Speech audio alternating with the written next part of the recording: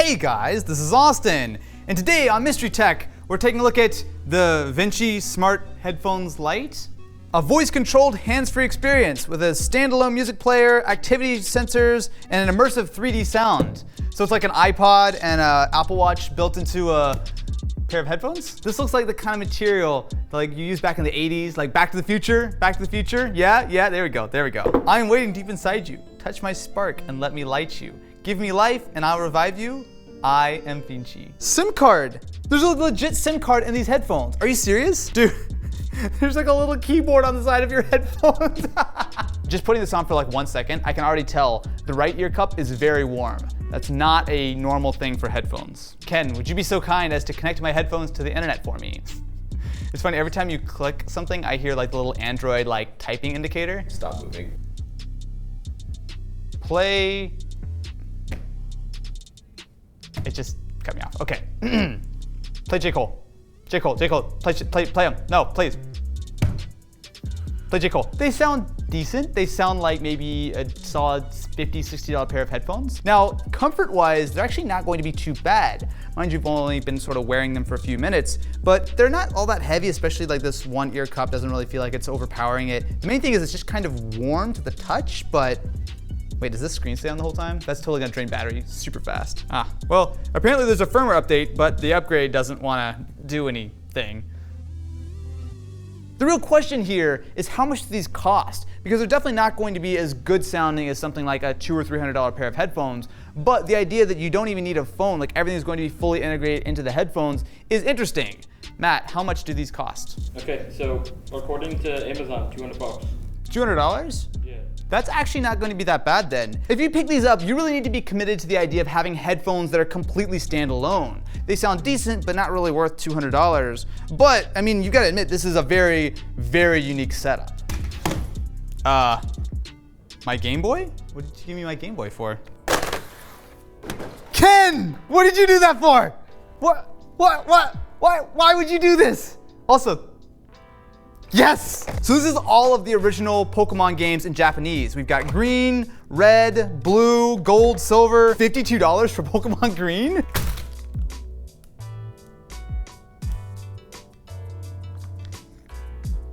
Why did you just give me a bag of baby hands? What does this have to do with Pokemon?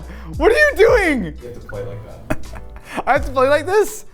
Aw, man, I can't do that like this. I can't even get them on. Set of 10 finger puppets. This is a finger puppet? Hello, little boys and girls. I'm totally not going to creep you out with my little tiny baby hands. Look, I can do this. It's fine. It's fine. It's fine. There we go. We got it. We got it.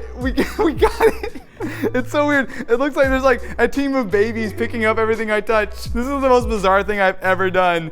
Full stop. Not just on Mystery Tech, like in my life. The weird part is, even though it feels weird, in some ways it's actually better than my normal fingers because I have these little fingers that are like easy to like grab onto things. This might be where my baby hands are defeated. Enough of the baby hands.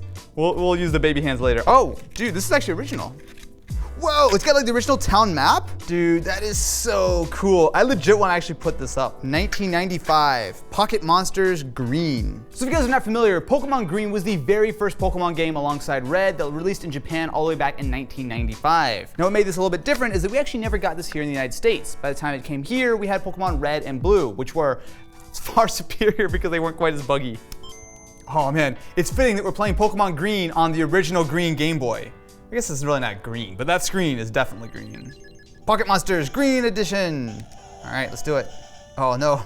You know what, actually, I think I know this game well enough I can play it fully with Japanese text. As a kid, my best friend had a level 100 Pidgeot. He let me borrow it for a little bit, and then I never gave it back. Actually, I remember I started a new game. I forgot to give him his Pidgeot back, so sorry. Excellent, suck it, Bulbasaur. Squirtle is in fact the superior starter. I should do more Mystery Tech now, shouldn't I?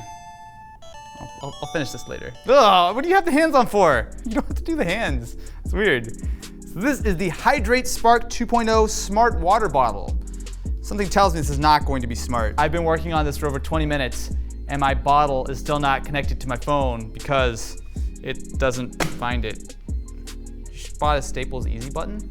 That was easy. Okay, well anyway, this has gone wildly off the rails, but my Bluetooth water bottle is not working and I don't feel like spending another hour trying to get it set up. So I'm just gonna drink out of it like a normal water bottle and ignore the Bluetooth because I don't need Bluetooth water bottles in my life. Dude, that's not okay, man. Why would you do that? That's messed up. This is like a creepy doll emporium. Matt, what are you doing? Retro classic? Backlit mechanical keyboard. Oh, it's so heavy. Wait, there's 4 of these? So we've got the Retro Classic Elwood, the Artisan, the Onyx, and the Posh. So please tell me you didn't spend like $800 on keyboards. It's P.O. Box. Oh, someone sent this to us. Okay. So this is a vintage typewriter style USB keyboard that's going to be not only wireless but also backlit. It's got USB-C, a 6,000 milliamp hour battery, and it's got a genuine wood veneer. So I've seen some of these like retro typewriter style keyboards. Most of them aren't that impressive. This looks a little bit nicer. Dude, that looks so nice. Oh, look, it even says Austin Evans on it. All right, that's pretty cool. On the back, not only do we have a USB-C cable, which you can unplug if you don't want to use it in wired mode, but you can switch it from Bluetooth, USB or off, and you can switch between Mac and PC here. Okay, so this is the fully kitted out version, which is going to cost $220, but if you don't want wireless, it's only going to be $120 or $130. Okay, so there's a wide range of products. We'll drop the links in the description. So it is definitely going to be a mechanical keyboard versus a typewriter. Even though it does have that retro look, it doesn't have that same kind of punch of a real typewriter. But that being said, as a keyboard, even though the keycaps being round is a little bit weird, it shouldn't take you that long to get used to. I'm actually kind of surprised. I don't know what to do with myself when there's a mystery tech that is not complete garbage town. Although I gotta say, there's, oh,